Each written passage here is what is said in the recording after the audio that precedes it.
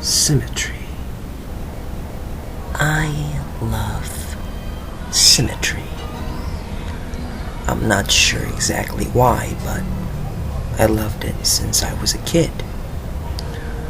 Most children are messy and forgetful of their things. Not me.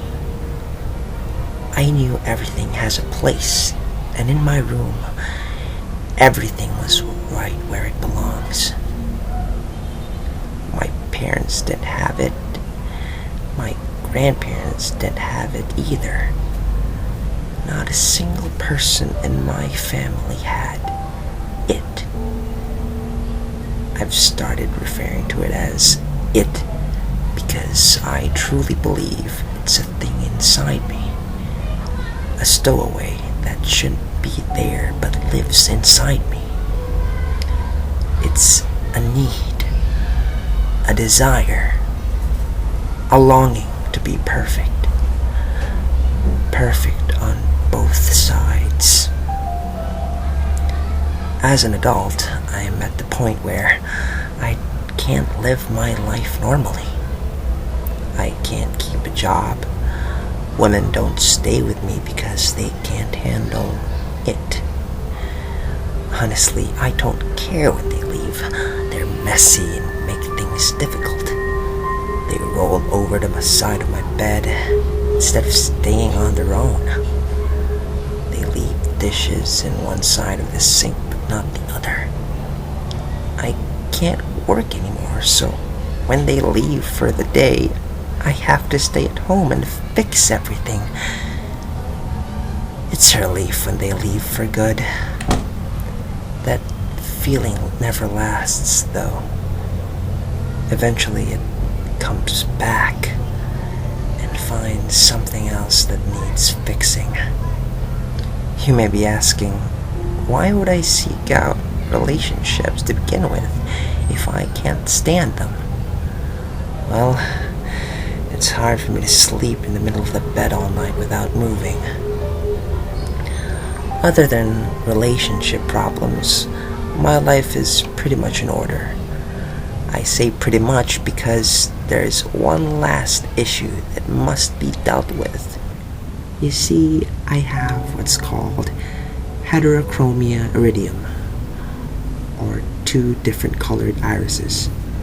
My right eye was cornflower blue, my left pale green. Both my parents have cornflower blue eyes, my siblings and cousins as well. My green eye is the broken one. It makes me unbalanced. Every time I look at myself in the mirror, it stares right back at me. It's all I think about now. Everything is in its right place except my green little mistake. It didn't hurt at first when I dug the spoon under my eye. It didn't even hurt when it popped out and was hanging by my cheek.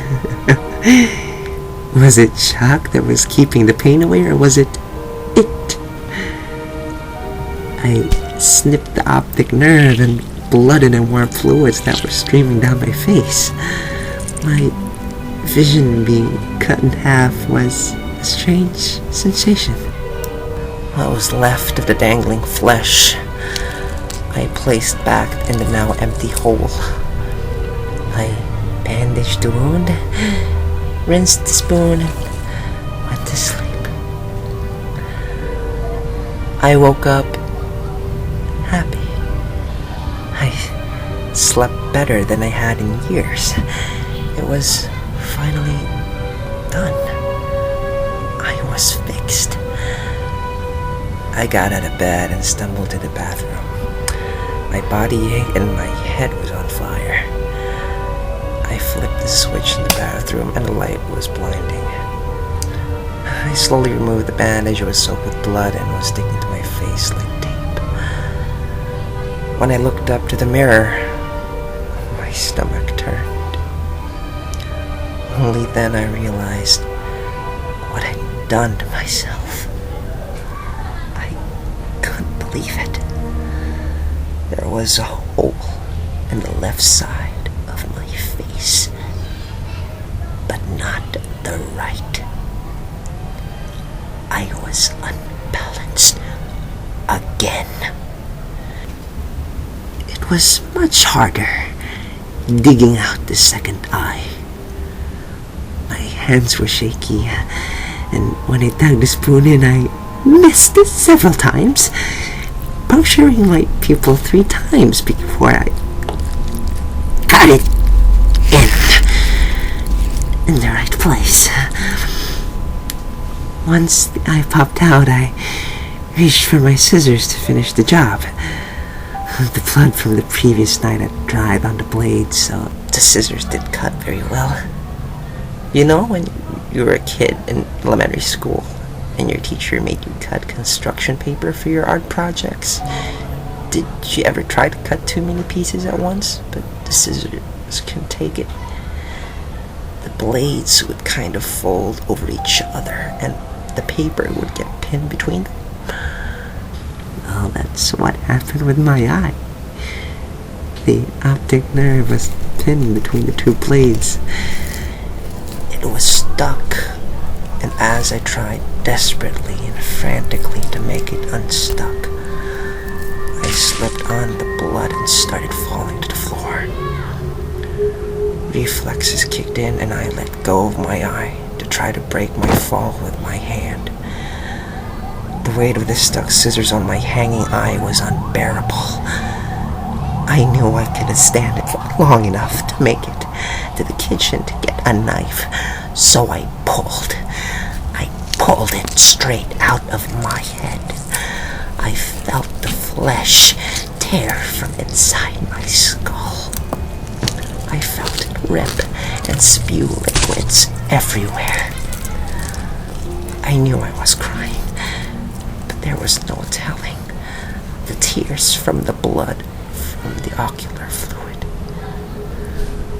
When I heard the wet slap of bloody flesh against the tile floor, I knew I was done. I knew it was done. I could live my life now without having to see people's awful, messy, uneven lives. The relief washed over me, and I knew it would last this time. I'd never felt this way before, never had this much hope. As I laid in my bathroom on that cold, wet, sticky tile, I smiled for the first time in years.